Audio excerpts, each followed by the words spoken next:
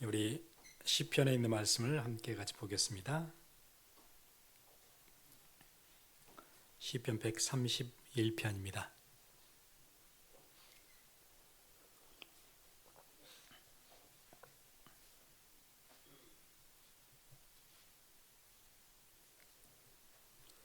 시편 131편 1절에서 3절입니다.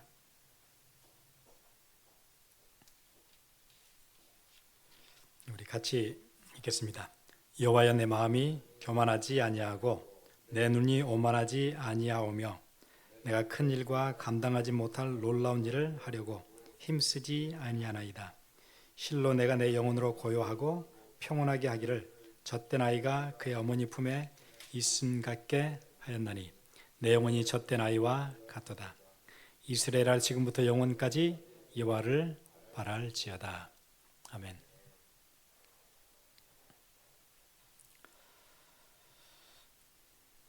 제가 이제 사역하면서 목회하면서 느꼈던 것 중에 중요한 것 중에 하나는 신앙생활의 가장 큰 적은 교만이라는 생각이 들었어요.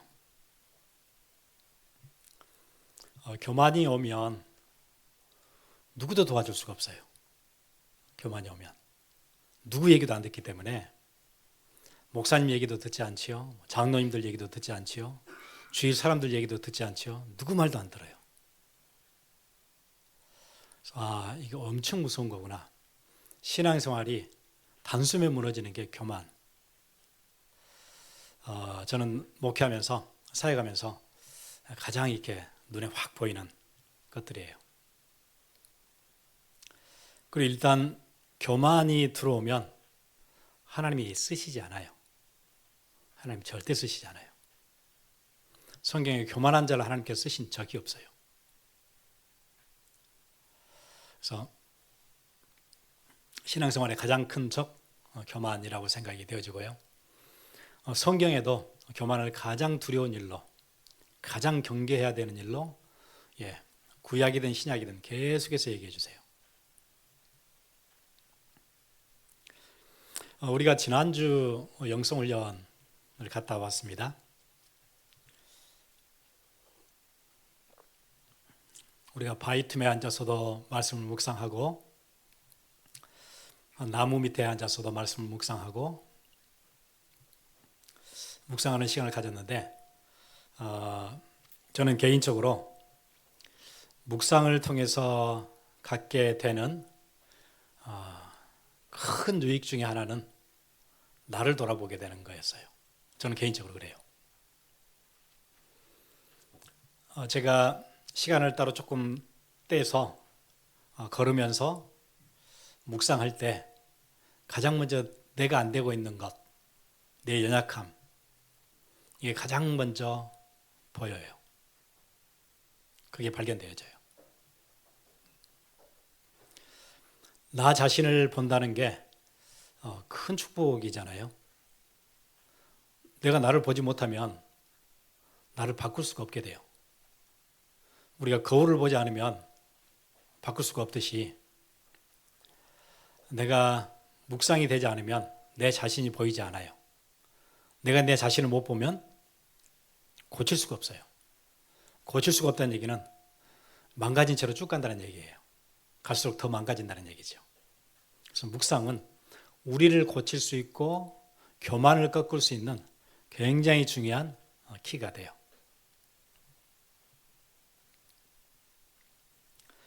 우리 지난주에 봤던 시편 130편 보니까 처음에는 자기가 깊은 물속에 있었기 때문에 너무 힘들어서, 상황이라는 게 힘들어서 하나님께 나아갔어요. 하나님께 나가서 하나님을 계속 부르짖다 보니까 뭐가 보였어요? 자신의 죄성이 보였어요. 만약에 하나님이 이 죄들을 내가 죄 지을 때마다 다 마크를 해놓으신다면 누가 하나님 앞에 떳떳이 설 수 있겠습니까? 그게 다 기록되어 있다면 누가 하나님 앞에 설 수 있을 자가 누가 있겠습니까? 나는 완전 죄인이었습니다. 그거 발견하게 돼요. 현실이 어렵다고 생각했는데 그게 아니고 내 상태, 영적 상태가 어려웠어요. 영원한 형벌이에요. 해결할 수 없는 형벌이에요. 누군가가 나타나서 재판장이 내 케이스들을 다 기각시켜주지 않는 한은, 용서해주지 않는 한은 희망이 전혀 없어요. 그래서 하나님 말고는 내 죄를 용서할 자가 없구나, 하나님께 납작 엎드려야 되겠구나, 이렇게 가는 거잖아요. 그 프로세스가 없으면, 그 과정이 안 되어지면 내가 죄인인 것도 드러나지도 않고 고칠 생각도 없고 더 망가지고 걷잡을 수가 없게 돼. 누구도 못 도와줘요.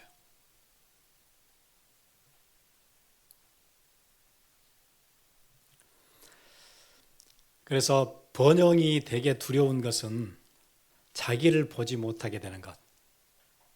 잘 나가고 번영이 시작되어지고 일이 잘 되어질 때 가장 두려운 것은 자기를 볼 시간이 없어져요. 그럼 망가지기 시작해요. 그래서 성경에서 섰다고 하는 자는 넘어질까 조심하라고 얘기하죠.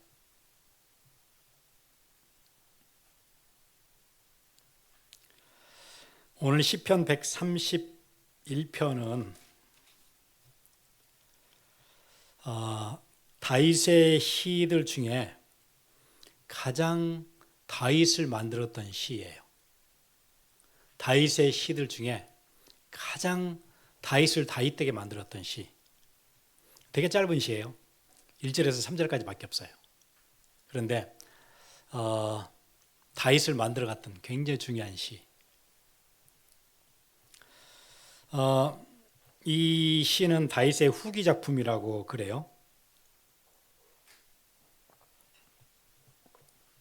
그러니까 들판에서 양을 칠 때 쓴 게 아니고 자기가 왕이 되고 난 뒤에 많은 일을 겪고 난 뒤에 썼던 시예요. 많은 실패, 실수를 통해서 배우고 알게 됐던 영적 사실을 담담히 썼던 그런 시예요. 아주 짧은 시, 시편에서 제일 짧은 시 같은데요. 제일 짧은 시인데 제일 많은 묵상, 가장 긴 묵상이 필요한 시예요. 또. 그래서 스폴저는 그렇게 얘기했어요. 가장 짧은 사다리인데 가장 높은 것까지 닿아 있는 그런 사다리. 131편이래요.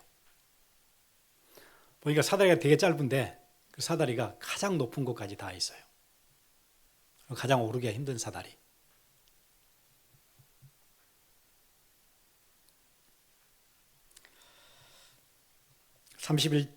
편 131편 1절에 여호와여 내 마음이 교만하지 아니하고 내 눈이 오만하지 아니하오며.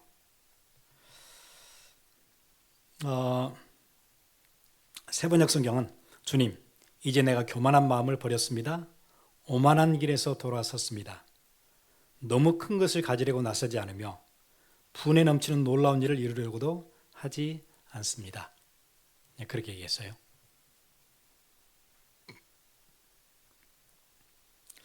사람들은 누구나 그 자기 자랑이 있잖아요. 제가 이제 소셜 미디어에 들어가서 보면 사람들이 올리는 것들이 있어요. 사진도 올리고 글도 올리고 하는데 이렇게 보면 거의 대부분은 그런 것 같아요. 자기를 이렇게 좀 보여주고 싶은 쇼업이 굉장히 많아요. 똑같은 사진 하나를 찍어도 자기를 잘 어필할 수 있고 이 상황을 잘 이렇게 자랑할 수 있는 그런 것들을 찍어서 올리고, 그리고 어떤 사람은 그런다 그러죠. 수십 장을 찍어서 그거 골라가지고 하나씩 올리고. 그러니까 보면 그 사진 뒤에 자기를 자랑하고 싶은 마음이 꽉 들어있는 게 보여요. 우리에게는 자랑할 게 많잖아요. 자랑하고 싶은 게 많잖아요. 조금 남보다 더 하는 거 있으면 지식 자랑하고 싶고요. 자기의 건강 자랑하고 싶고요. 내가 체력이 좋다. 체력도 자랑하고 싶어요. 또 미모도 자랑하고 싶죠. 어쩌든지. 제가 공부했던 학력도 자랑하고 싶은 거잖아요. 그리고 내가 가지고 있는 소유 자랑하고 싶죠. 내 배경, 나는 이런 배경들이 있어. 내가 전에 이런 경험이 있어. 내 경험들, 또 내 지위, 내가 지금 여기까지 올라왔어. 내가 내 직장에 가면은 이 정도 내 인정받는 사람이야.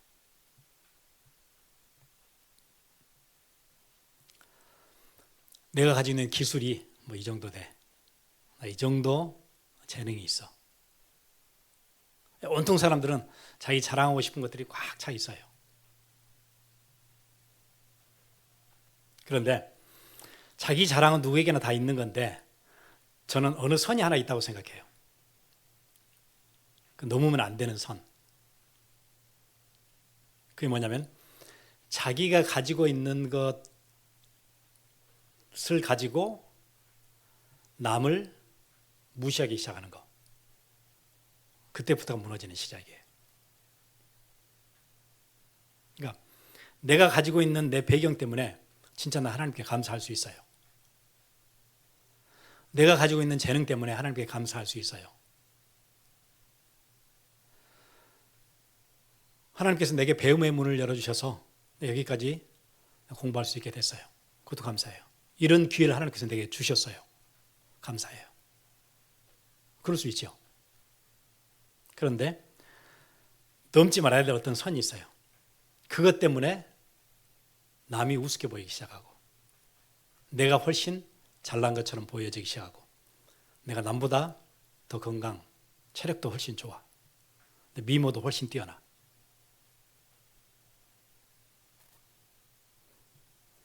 어떤 분이 저한테 그렇게 얘기해요. 전에 자기가 돈을 막 벌 때는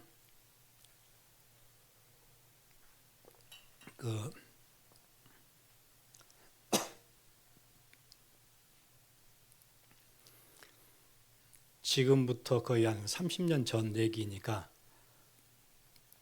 한 20년 전 얘기니까 그때 돈 가치가 더 했을 것 같아요. 10,000불, 20,000불은 5분도 생각 않고 썼대요. 이걸 쓸까 말까 그래 본 적이 없대요. 10,000불, 20,000불 그 정도 단위는 바로 썼대요. 그리고 교회 와서 딱 보면 먹고 사는 것 때문에 막 힘들어하는 사람은 왜 저러고 살까? 제대로 좀 살지. 그 생각이 들더래요.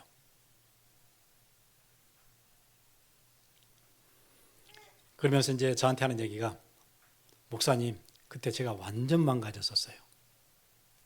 저 만났을 때는 이제 완전히 아무것도 없을 때 만난 거죠. 이제 다 털었을 때. 그때는요, 제가 완전 사람도 아니었어요. 예, 소유가 어느 선을 넘으면 그렇게 돼요. 교회 목사님이 됐든 장로님이 됐든 뭐 중직자들이 됐든 소유 하나를 가지고 평가하는 거예요. 왜 저러고 사나? 제대로 좀 살지.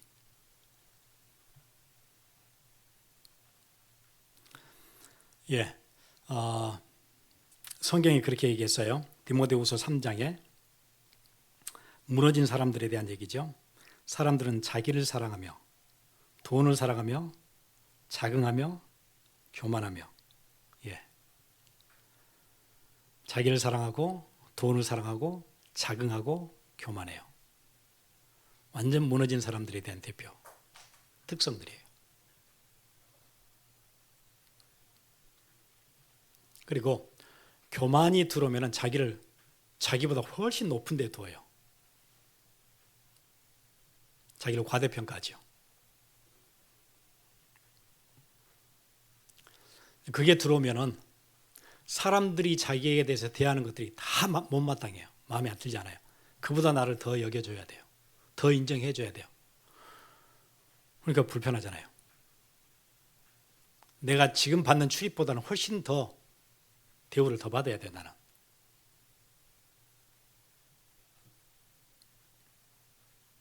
사람들이 내게 더 관심을 더 많이 가져줘야 돼요.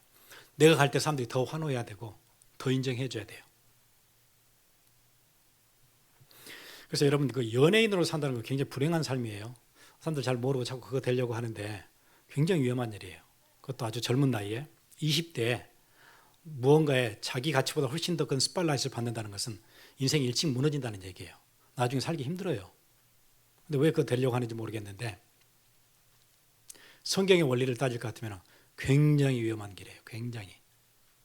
자기 자신이 나타나고 드러나고 맨날 인터넷에 자기 검색 순위가 어느 정도 되는지 늘 그거 확인하고 완전 무너지는 완전 망한 거거든요. 그 완전 망한 거예요. 그 댓글 하나에 자살하는 거예요. 힘드니까. 나는 이 정도 인정을 받아야 되는데 누가 나에 대해서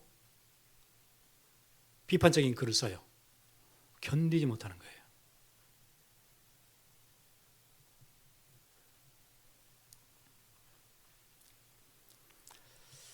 우리는 뭐 연예인이 아니기 때문에 누가 우리를 비판해도 뭐 그런 애 없다 할 수 있잖아요. 그 자리에 올라오면 그게 안 돼요.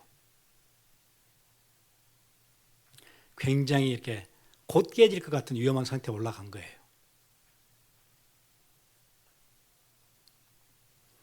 왜냐하면 내가 다른 사람에게 뭘 증명할 필요가 없잖아요. 내 자신을 이렇게 올려놓지 않으면. 그 사람들은 증명을 끝없이 해야 돼요. 내가 누구보다는 훨씬 낫다는 걸 계속 증명을 해줘야 돼요. 이게 얼마나 피곤한 삶인지 몰라요. 교만은 우리 자신을 완전 무너지게 하는 거예요. 잠언 6장 제가 소개해 드릴게요. 16절부터 보면 여호와께서 미워하시는 것 곧 그의 마음에 싫어하시는 것이 67가지이니 곧 교만한 눈과 거짓된 혀와 무지한 자의 피를 흘리는 손과 악한 계교를 꾀하는 마음과 빨리 악으로 달려가는 발과 거짓을 말하는 망령된 증인과 및 형제 사이를 이간하는 자니이다. 예. 교만은 눈에서 보이는 것 같아요. 교만한 눈. 사람을 무시하는 딱 그 눈매 있잖아요. 예, 교만한 눈, 거짓된 혀, 무죄한 자의 피를 흘리는 손, 우리의 눈과 혀와 손과 발과 악한 계교를 꾀하는 마음과 빨리 악으로 달려가는 발과 예, 우리의 신체 전체가 하나님께서 가장 싫어하는 것 몇 가지래요. 그 중에 가장 첫 번째가 교만이에요. 교만한 눈.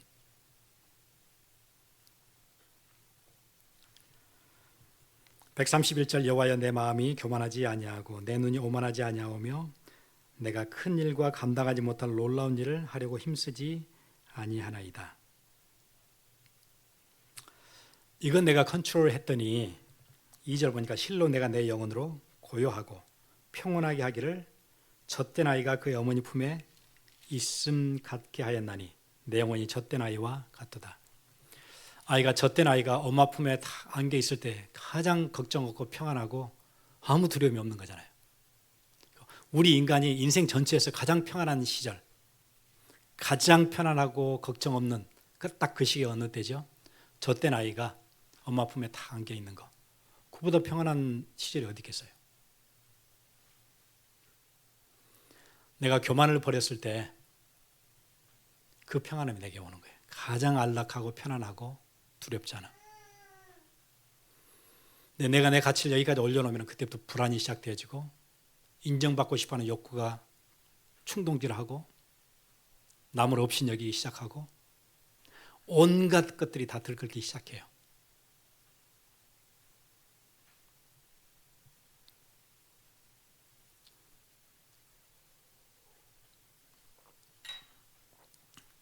다윗의 인생 보면 그런 얘기 나오죠. 사무엘상 26장 보면 다윗이 늘 쫓겨다니고 사울은 아주 훈련된 군인 3,000명을 끌고 계속 다윗을 잡으러 다녀요. 이스라엘이 그렇게 큰 나라가 아니에요. 땅이 3,000명이 막 다니면 도망갈 곳이 거의 없죠. 그러니까 광야로 유대 광야로 막 도망 다녔던 거예요. 우리 이번에 영성훈련에 갔던 그런 바이틈 이런 데서 굴에서 도망 다니면서 그렇게 지내는 거예요. 그러다 하루는 이스라엘 군인들이 이제 진을 쳤어요. 사울 왕과 함께. 그래서 정탐꾼을 보내고 자기가 이제 내려가서 본 거예요. 여기 자기의 부하 아비새라는 사람과 함께 갔더니 사람들이 다 자요. 군인들 자고 사울도 자요. 사울은 머리맡에다가 창을 꽂아놓고 자고 있어요. 물병도 놔두고. 그때 아비새가 그렇게 얘기하죠. 다윗에게 나한테 허락해달라. 내가 가서 바로 내가 사울을 바로 죽일 수 있다. 두 번 찌를 필요가 없다. 한 번에 그냥 딱 끝낸다. 깊숙이 찔러서 한 번에 딱 끝낼 수 있다. 그렇게 딱 얘기하거든요. 아비새가 다윗에게 이르되 하나님이 오늘 당신의 원수를 당신의 손에 넘기셨나이다. 그러므로 청하오니 내가 창으로 그를 찔러서 단번에 땅에 꽂게 하소서. 내가 그를 두 번 찌를 것이 없으리이다. 그는 두 번 할 일도 아니에요. 정확히 급소에다 확 찌르면 딱 끝나요. 하나님이 기회를 주셨다는 거예요. 그때 다윗이 뭐라고 얘기해요? 이렇게 대답해요. 다윗이 아비새에게 이르되 죽이지 말라. 누구든지 손을 들어 여호와의 기름 부음 받는 자를 치면 죄가 없겠느냐. 하나님이 세우셨는데 그가 아무리 나를 쫓아와도 나를 죽이려고 부당한 일을 해도 그는 하나님이 세우셨던 사람이야. 그 사람을 손대면 어떻게 죄가 없겠느냐. 하나님이 세우셨으니까 하나님이 패하셔야지 어떻게 내가 패하느냐. 그런 일은 있을 수 없다. 그리고는 물병과 창을 가지고 저 산으로 도망가요. 그리고 소리를 지르죠. 사울의 부하들에게 소리를 질러요. 도대체 너희들은 뭐하고 있느냐? 왕을 왜 지키지 않느냐? 아까 누가 거기 내려갔었다. 이 소리를 듣고 사울이 깨서 나와요. 다윗의 목소리 아니냐? 네, 다윗입니다. 머리맡에 두고 있었던 창과 물병 어디 있습니까? 여기 있지 않습니까? 그렇게 대답하죠. 어떻게 왕이 벼룩보다 못한 나를 그렇게 잡으러 다니십니까? 나는 벼룩 같은 존재인데. 그렇게 얘기해요. 제가 20절을 읽어드릴게요. 그러니 이제 주님으로부터 멀리 떨어진 이 이방 땅에서 내가 살해당하지 않게 하여 주시기를 바랍니다.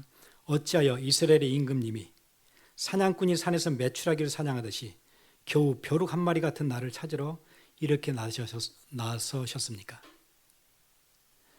벼룩 한 마리를 잡으려고 이렇게 많은 군대를 끌고 이 하찮은 나를 찾으려고 이렇게 다니십니까? 이스라엘의 왕이, 하나님이 세우신 왕이.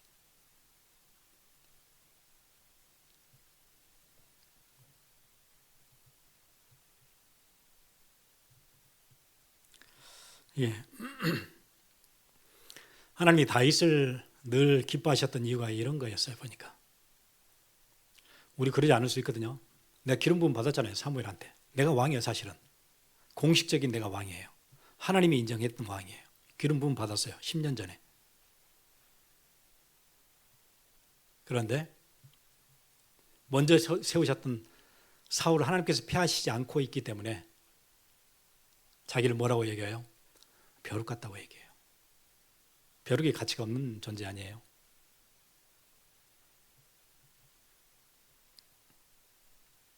그러면서 자기를 뭐라고 해요? 지금 이제 왕일 때 썼던 거거든요.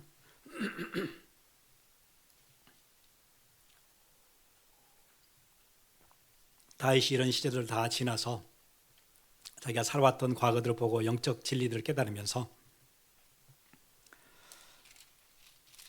실로 내가 내 영혼으로 고요하고 평온하게 하기를 젖된 아이가 그의 어머니 품에 있음 같게 하였나니 내 영혼이 젖된 아이와 같도다. 내가 교만을 버리고 했을 때 내가 가장 평안했었다. 쫓겨다니지만 그때가 평안했었다. 나중에 왕이 된 뒤에 뭐 하지요? 내가 세운 나라가 어느 정도 되는가 한번 카운트 한번 해보자 이러잖아요. 인구조사, 호구조사 시키니까 그 성격 거칠은 요압이 뭐라 그래요? 그건 아닌 것 같습니다. 요압은 믿음의 사람도 아니에요. 그냥 거친 사람이에요. 자기가 믿음 없는 자기가 봐도 이거 하나님이 세우신 나라인데 꼭 자기가 세운 것처럼 왜 호구조사를 시킵니까? 그 말을 계속 안 듣잖아요. 억지로 시키죠, 다윗이. 그때 무너지잖아요. 자기 인생을 쭉 돌아보니까 진짜 자기가 험불할 때, 하나님 앞에 자기를 낮출 때, 그때가 엄마 품에 젖된 아이가 누워있는 것처럼 가장 편안했었는데 그 얘기하는 거예요. 그러니까 짧은 시인데 다윗 인생 전체가 다 들어있어요. 깊은 묵상이 들어있어요. 몇 시간 가서 묵상한 게 아니고 자기 인생 전체의 묵상이 다 들어있는 시예요. 131편.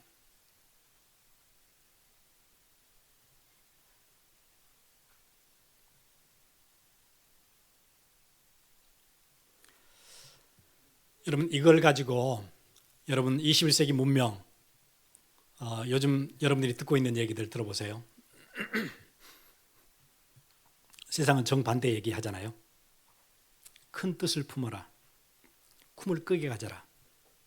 목표를 정하고 시간 관리해라. 뭐 하라는 거예요? 성공하라는 거예요. 그래야 경쟁사에서 우위를 차지할 수 있다. 경쟁력을 가질 수 있다. 다윗은 뭐라고 얘기해요?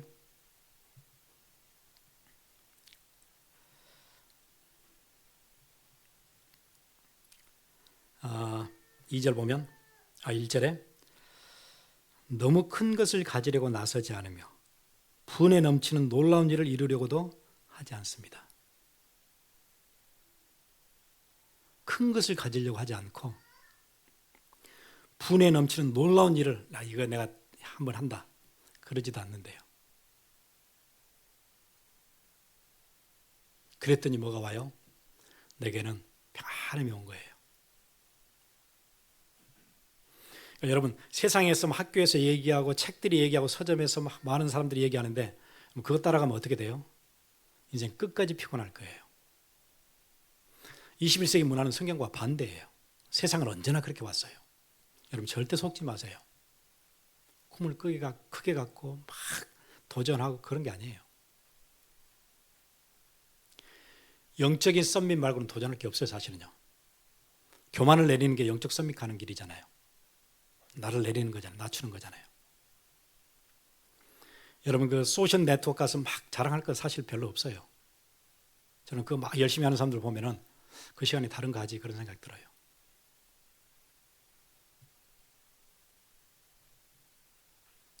어떤 사람들은 학교 다니면서 자기가 썼던 페이퍼도 막 거기다 올리고요.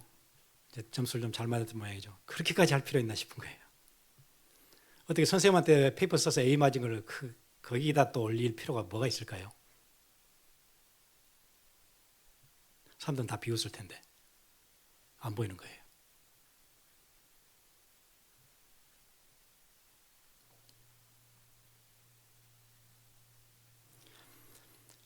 예, 그거 체인지하지 않으면 평생 굉장히 힘들어요. 인정해달라 막 그 얘기잖아요. 쉽게 얘기하면 그 인정이 그만큼 안 돌아와요. 불편하죠. 그러면 나는 이 정도 가치가 되는 사람인데 그 정도 대우를 못 받아요. 그럼 굉장히 불편하죠. 평생을 불편하게 살아야 돼요. 나를 너무 높은 곳에 올려놨으니까. 그리고 하나님이 쓰시지 않아요.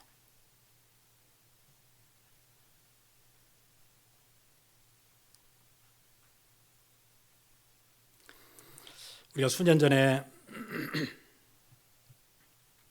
설교 제목 중에 그런 제목이 하나 있었어요.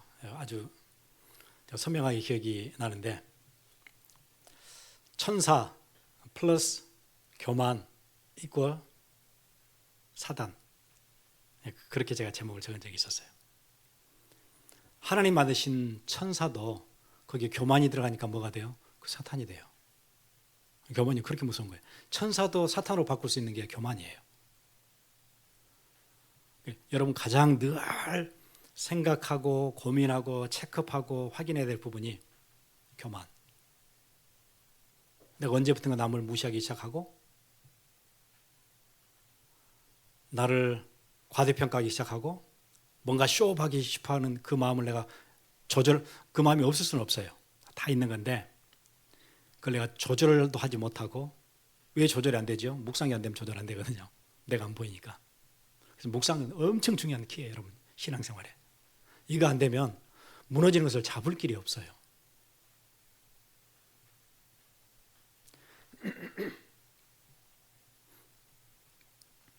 여러분 믿기 힘들겠지만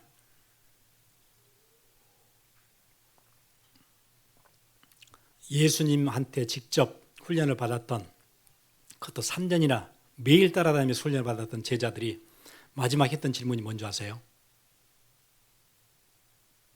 삥 둘러서서 예수님, 천국에서 누가 제일 큽니까? 그거 물어요. 천국에서는 누가 가장 큰 자입니까? 예수님한테 3년을 훈련받고 나도 그 안에 뭐라고 질문해요? 누가 제일 큽니까? 이 중에서? 예, 우리 인간 안에 있는 그 죄성 보세요. 그러니 우리가 이거 꺾을 수 있겠어요? 여러분 안에 끝없이 올라오는 그런 충동들, 욕구들, 남을 우습게 하는 업신 여기는 거, 성경 남을 나보다 낫게 여기라 그러는데 이걸 어떻게 꺾어요? 묵상 안 되면 절대 못 꺾어요. 다시 지금 이게 계속 되다 보니까 지금 이 얘기 할 수 있는 거지.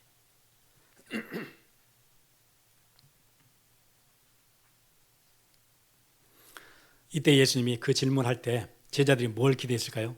누굴까? 예수님이 사랑하는 요한을 먼저 뽑을까? 아니면 수제자 베드로를 뽑을까? 아마 그런 텐션이 있었겠죠. 둘러서서 여기서 누가 제일 큽니까? 천국 가면? 예수님 뭐라고 대답하세요? 옆에 있는 어린아이 하나를 앞에다 딱 세워요. 그러면서 뭐라고 대답하시냐면 이렇게 대답해요. 천국에서는 이 어린아이처럼 자기를 낮추지 않으면 천국에 들어가지도 못한다 그렇게 얘기해요. 천국에서 누가 높고 낮은가가 아니고 천국을 들어가지도 못해. 그렇게 얘기해요.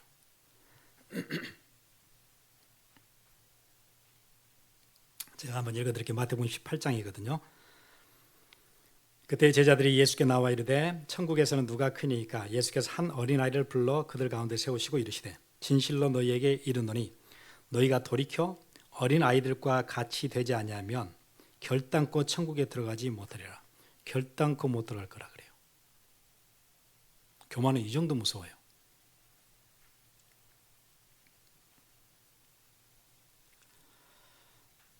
누가 높고 낮고 지금 그 순위가 문제가 아니고 천국도 일단 못 들어가요. 왜 그렇죠?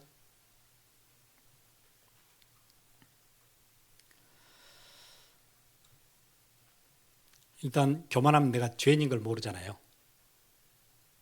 죄인인 걸 모르면 하나님을 찾을 수가 없죠. 그리스도를 찾을 수가 없어요. 내가 교만한데 구세주가 필요하지도 않아요. 그렇게 돼요.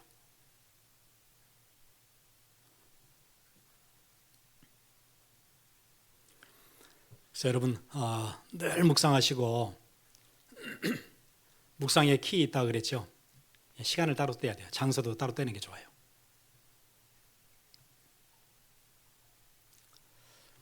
제가 오늘 아침에 새벽에 또 나가서 저 뛰었거든요. 뛰고 들어왔더니 저 동생이 그렇게 어제 밤에 안 뛰었어? 네, 어제 밤에도 뛰었어요. 새벽에 일어나서 또 뛰었어요. 제 묵상하는 시간이에요. 어젯밤 해질 때 또 뛰었거든요. 오늘 새벽에 또 나가 또 뛰었어요. 제 묵상하는 시간이에요. 이 시간 가질 때 내가 얼마나 연약한지, 얼마나 안 되고 있는 인생인지, 얼마나 지금 헤매고 있는지, 하나님의 도우심 없이 살 수 없는 거, 그거 확인되잖아요.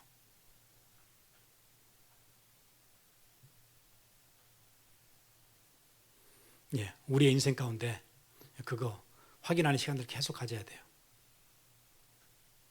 시간을 조금만 따로 떼서 보면 내가 얼마나 안 되는지 금방 보여요. 그리고 말씀의 인도를 받아야 되겠다 그 생각이 들지요. 그럼 오늘 예배 시간이 소중하게 되어져요.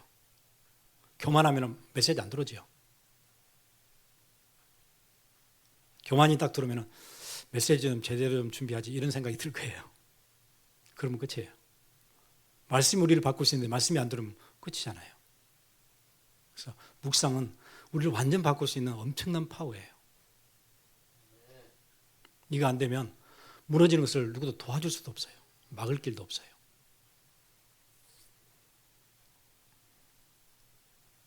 마지막 그렇게 얘기하죠. 이스라엘아 지금부터 영원까지 여호와를 바랄지어다. 소망이 거기 있으니까. 성경이 얘기하는 이 소망은 우리가 쓰는 그런 소망이야. I hope so. 그런 게 아니에요, 이게. 그런 게 아니에요. 그분의 약속은 절대 변하지 않는다는 그 사실에 근거한 꽉 찬 기대예요. 가슴 설레는 기대예요. 내 소망은 하나님께만 있다.